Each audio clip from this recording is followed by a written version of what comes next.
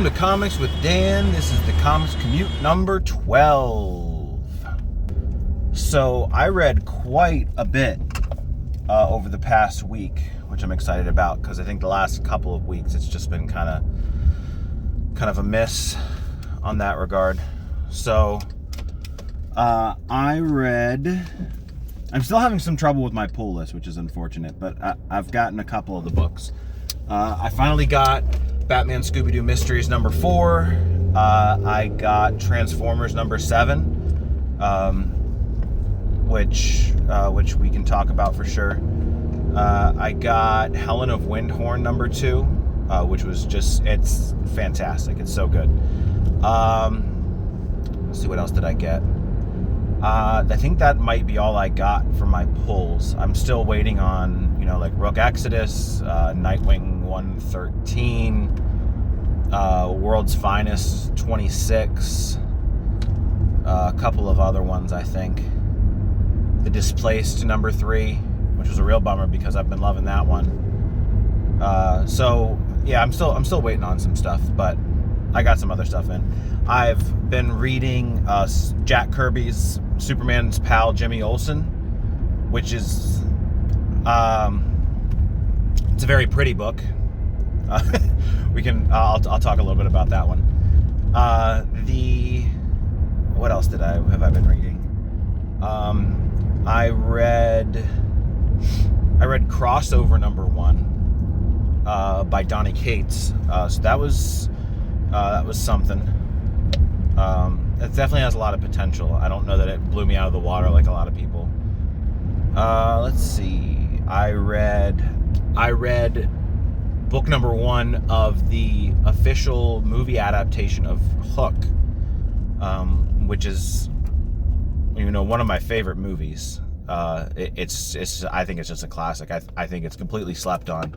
You go on Rotten Tomatoes and it's got like a horrible score by the critics, which I think is a little ridiculous because it's a really good movie. I read some more Tales to Astonish as I have been, so it's been interesting.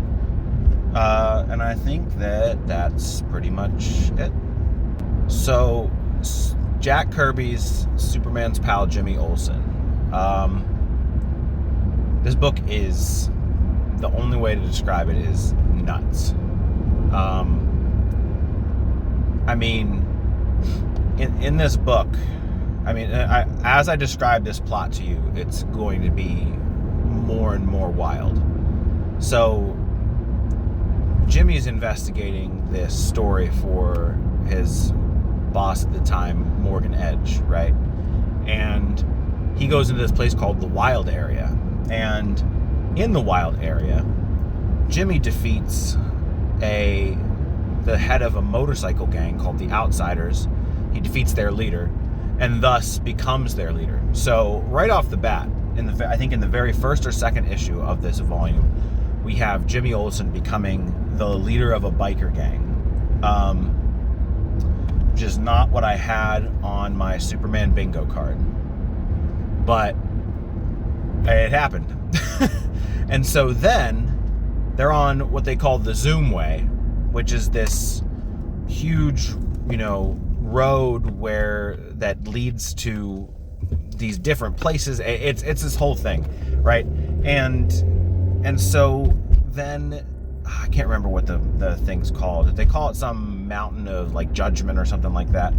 And it turns out that the Zoomway is the pathway to this underground project, which, to my understanding, will later become known. It's right now in this volume. It's called the Project, and later on becomes known as Project Cadmus. Which anyone that's read, Death of Superman, knows that is where Superboy stemmed from, and it's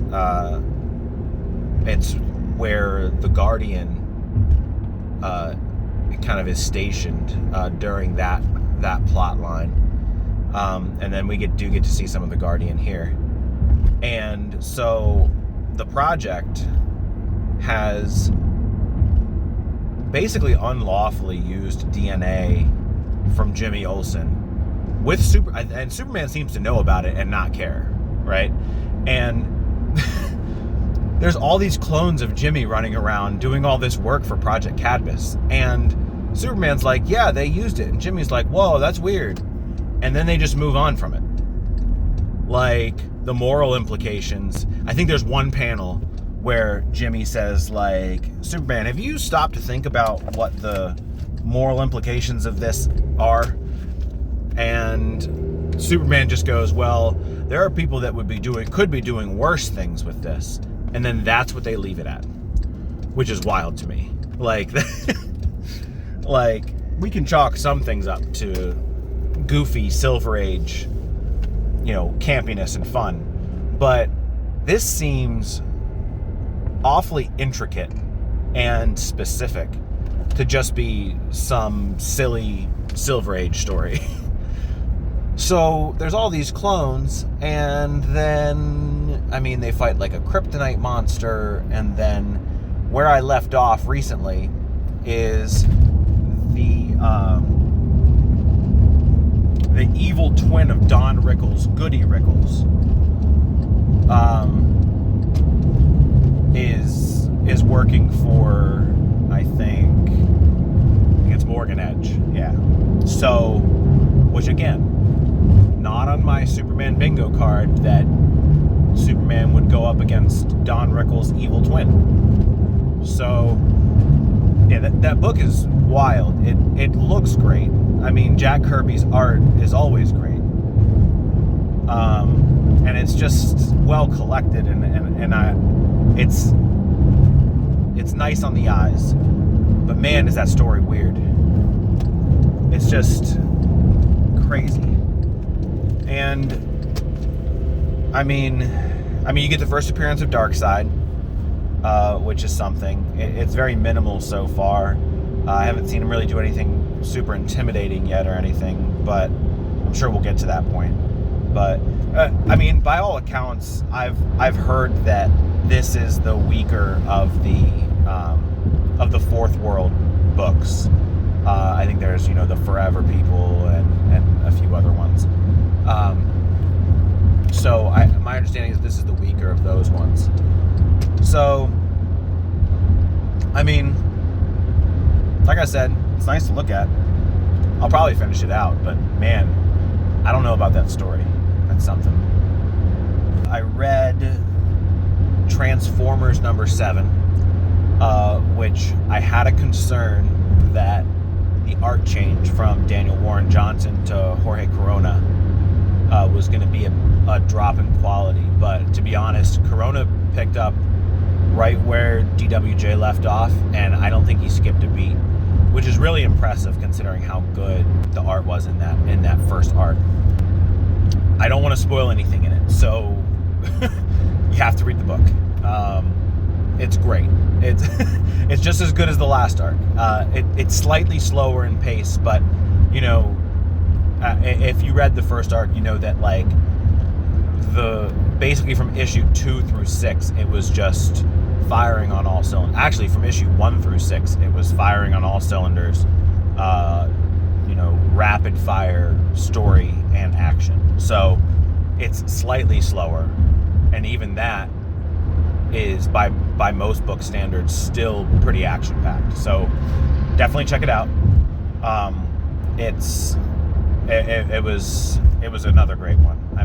It continues. Transformers continues to be, if it's not the best book on the shelf, it's the second best or third, if I'm forgetting something, because the only thing in my mind that's competing with it is World's Finest. So otherwise, it's in terms of an ongoing series, I should say, because there's some other smaller books that I think are doing really well. Another thing that I actually forgot to mention in the intro is that I got a chance to read Power Rangers Volume 4 and Power Rangers number 119 ahead of the release date this Wednesday.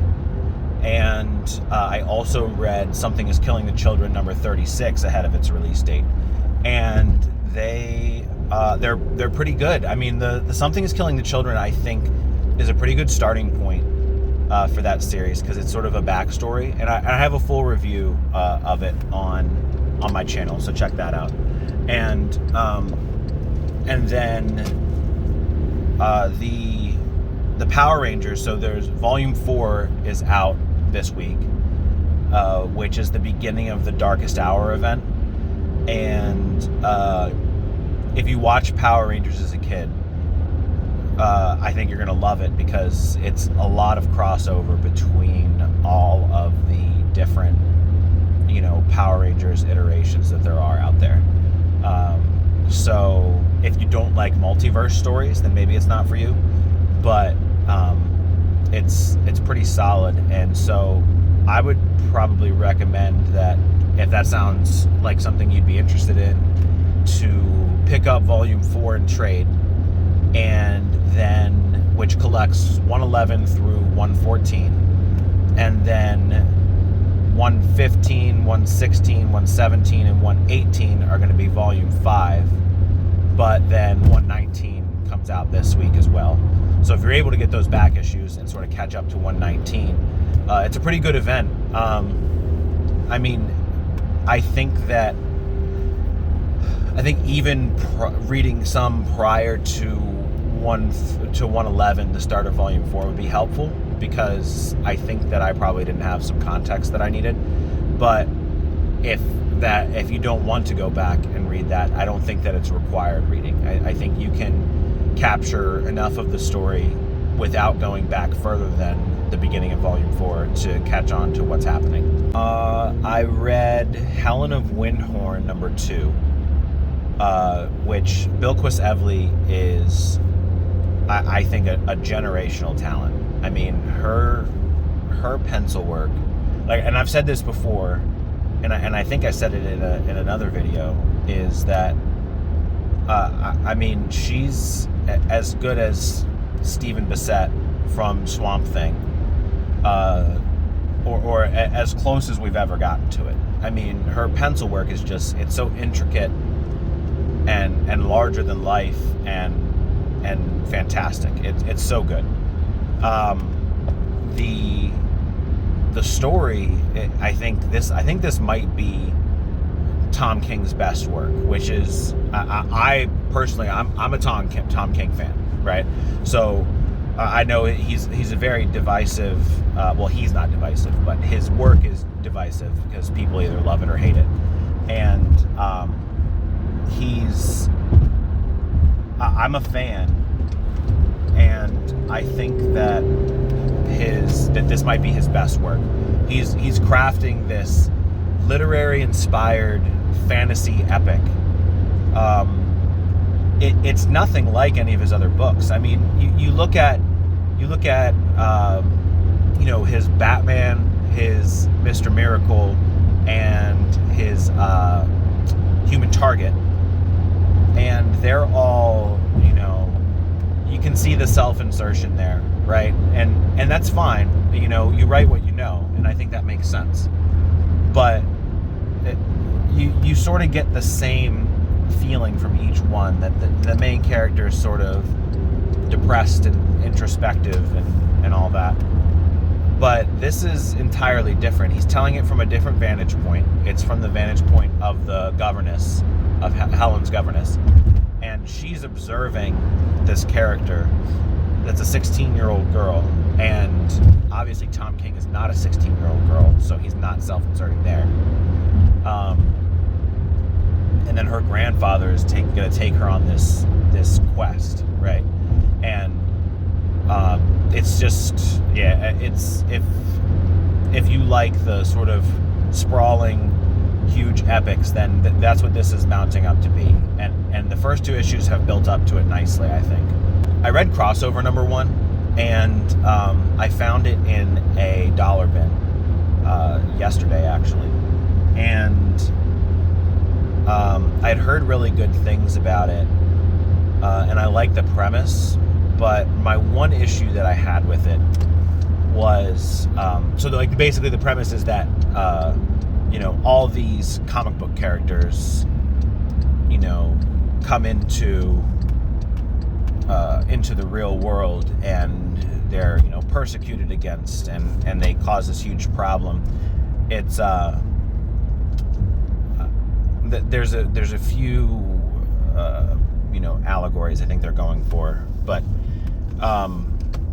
the one in particular is you see this billboard that says "God hates masks," which is supposed to be in reference to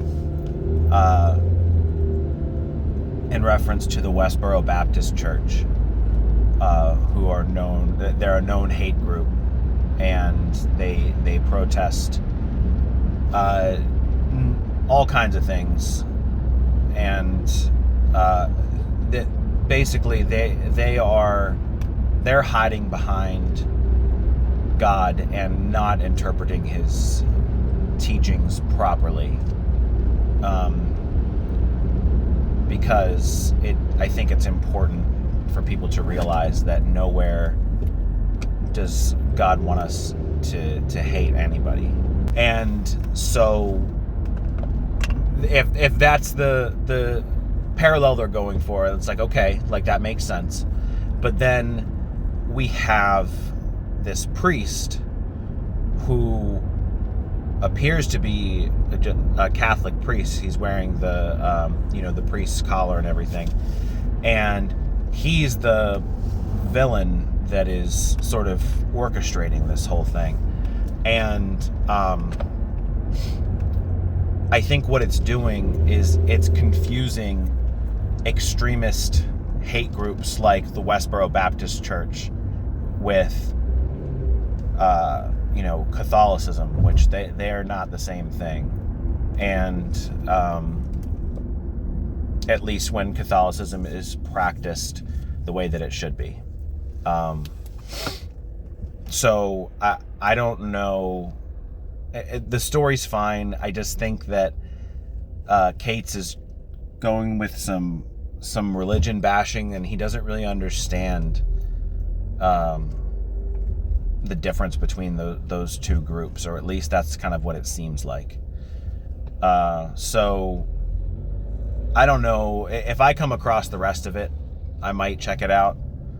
Otherwise, I wouldn't be horribly disappointed to just leave it after reading number 1. I read the first issue of the official movie adaptation of the movie Hook, which I love that movie.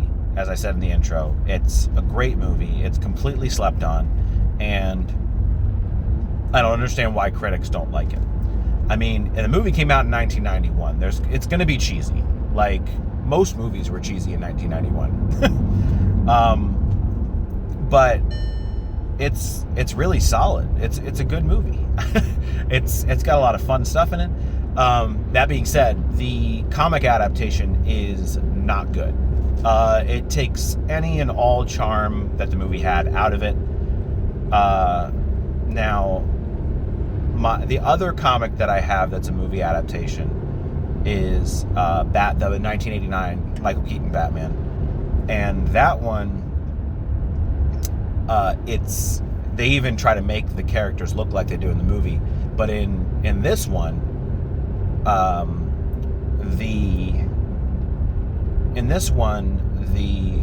of the characters look like they do in the movie, and we get some characters left out, like Toodles gets left out, and some of the best lines in the movie are just thrown. They're in the book, they're in the comic, but they're not delivered in the comic the way that they were delivered in the movie. And there's ways to do that, because and I think I've talked about this before, right, is that the parallel between comics and movies, is, comics are essentially storyboards. So you can deliver a line in a comic just as effectively, if not more effectively, in a comic than you can in a movie. So it's I'm going to get the other three just because it's something I want to have in my collection, and I love the movie. But it's not particularly good. It's not a very good adaptation. It's not a very good comic. I read some Tales to Astonish again, and so now we're getting Hulk's fighting off some people in the future. Some really great lettering in the last Tales to Astonish I read. I think it was 76 or 77, one of those. And then Namor is destroying the U.S. government's drilling equipment, which, that's his right as the sovereign king of Atlantis, the Blood Prince, the Avenging Sun. So, it's pretty good. I'm enjoying it. Oh, one other thing I read, and you can check it out on Marvel Unlimited, is that the new Ultimate Spider-Man is on Marvel Unlimited now. Issues number 1 and 2. I think I'm going to do a whole video on it because it resonated with me in a different way than it did for most people. And I'm really hoping to get some discussion on it because it's not bad by any means, but I have I've taken some issues with some of the choices that were made. So you can check that out. I recorded a lot of content for this one. So it's because I read so much. Make sure you like the video. Make sure you subscribe. Check out these other videos that I'll have on the screen here. And I also am going to be trying to do a giveaway. I recently got a copy of Wildcats #1 autographed by Brandon Choi. And I think I want to try to give it away once I hit 100 subscribers, which I'm at 59 right now. So I think that we can push that to 100, and I can send out the autographed comic to someone. So thanks for watching, everyone, and have a good rest of your day.